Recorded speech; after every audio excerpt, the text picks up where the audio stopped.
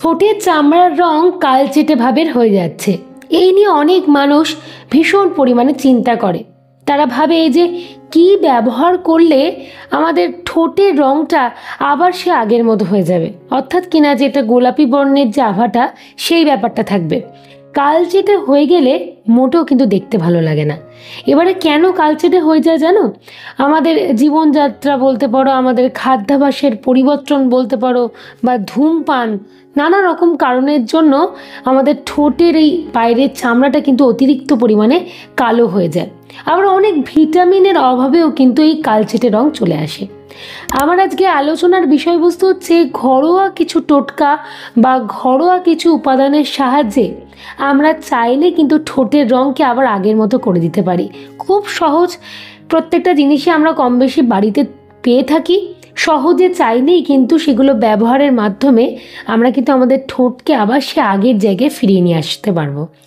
এর মধ্যে প্রথম উপাদানটার কথা বলি, সেটি হলো পাতি লেবু। আমরা প্রত্যেকেই জানি পাতি লেবুর কিন্তু নানা রকম গুণাবলী রয়েছে। পাতি লেবু কিন্তু প্রাকৃতিক ব্লিচের মতো কাজ করে। আমরা প্রত্যেকেই জানি যে পাতি লেবুর মধ্যে ভিটামিন সি রয়েছে বা একটা টক জাতীয় ব্যাপার রয়েছে। তাই কি করব, পাতি লেবুকে অর্ধেক করে কেটে নেব এবং পাতি লেবুকে কেটে নেওয়ার পরে ওপরে খানিকটা চিনি দিয়ে দেব। চিনি দিয়ে দেওয়ার পরে সেই যেখানে ঠোঁটের কালো অংশটুকু, সেই জায়গাটা আমাদের বারবার একটু ভালো করে হালকা হাতে ঘষতে হবে। অবশ্যই জোরে জোরে ঘষো না, কিন্তু তাহলে উল্টে দেখা যাবে যে চামড়া নষ্ট হয়ে যাচ্ছে। তা কিন্তু নয়, খুব হালকা হাতে ঘষতে হবে। চেষ্টা করতে হবে প্রতিদিন যেহেতু একবার করে হলেও এই জিনিসটা আমরা করতে পারি। তাহলে কি হবে, ওপরের এই কালচেটে ভাবটা দূর হয়ে গিয়ে আস্তে আস্তে আস্তে গোলাপি আভা কিন্তু বেরোতে শুরু করবে। দ্বিতীয় উপাদানটার কথা বলবো, সেটা হলো গোলাপ জল। আমরা প্রত্যেকেই জানি ত্বক পরিষ্কার করতে ত্বকের ব্যবহারে গোলাপ জলের কিন্তু দারুণ উপকার রয়েছে। খুব সুন্দরভাবে গোলাপ জল কাজ করে। তো আমাদের কি করতে হবে, গোলাপ জল কিনে নিয়ে আসতে হবে। বাজারে গোলাপ জল পাওয়া যায় না এমনটা কিন্তু নয়, চাইলেই আমরা এই গোলাপ জল কিনে নিয়ে আসতে পারি। তো কি করব, 1 চামচ মধু নেব। মধুর মধ্যে 2 থেকে 3 ফোঁটা মতো গোলাপ জল দিয়ে দেব। দেওয়ার পরে সেই মিশ্রণটা আমাদের ঠোঁটের মধ্যে ভালো করে লাগিয়ে নিতে হবে। লাগিয়ে নিয়ে খানিকক্ষণ কিন্তু রেখে দেবে। তারপরে অবশ্যই ধুয়ে ফেলো, কিন্তু একটু রেখে দেবে, হোল্ড করবে, তারপরে ধুয়ে নেবে। আবার অনেকে করতে পারে কি না, বাড়িতেই তো আমাদের অনেকের বাড়িতে গোলাপ ফুলের গাছ রয়েছে। তো গোলাপ ফুলের পাতা যেটা গোলাপ ফুল যেটা, সেই গোলাপ ফুলের পাপড়িগুলোকে বেটে নিতে পারো। বেটে নিয়ে তার মধ্যে একটুখানি মাখন দেবে। মাখন দিয়ে সেটাকে মিশ্রণ হাতের সাহায্যে মিশিয়ে নিয়ে সেটাও ঠোঁটের চারপাশে লাগিয়ে নেবে, আর ঠোঁটের মধ্যে লাগিয়ে নেবে।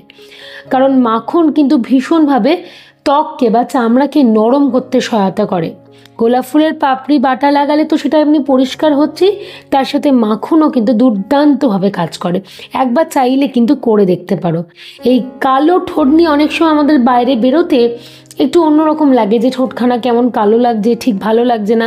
পুরুষ কি মহিলা অনেকেই এই সমস্যায় কিন্তু ভোগেন। তো তাদের জন্য এই ছোট্ট টিপসটা কিন্তু ভীষণ কার্যকরী বলতে পারো।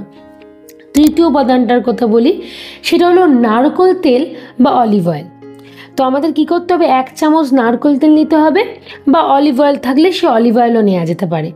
তার মধ্যে আমাদের খানিকটা চিনি দিতে হবে, দিয়ে ভালো করে হাতের সাহায্যে মিশ্রণটাকে গুলে নিতে হবে এবং ঠোঁটের মধ্যে লাগিয়ে দিতে হবে।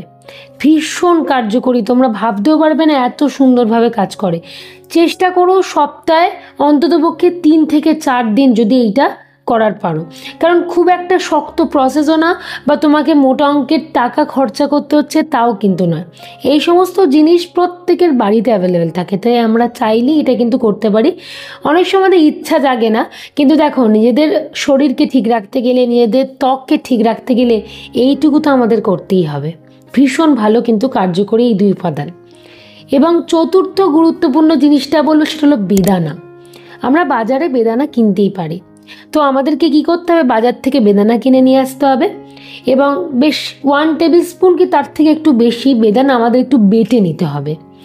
বেটে নিয়ে ঠোঁটের মধ্যে লাগিয়ে রাখতে হবে।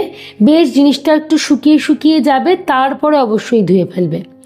দেখো, বেদানা দিয়ে করাটা হয়তো প্রত্যেক দিন সম্ভব না পরিষ্কারটা, তাই তোমাদের বলবো চেষ্টা করো সপ্তাহে অন্তত পক্ষে 2 দিন নিজের জন্য এইটুকু সময় বার করে এই কাজটা কিন্তু করার। তাহলেই দেখবে কালচে ভাব ভীষণভাবে দূর হয়ে যাচ্ছে। চতুর্থ বিষয়টা হলো শশা, মানে জিনিসটি হলো শশা।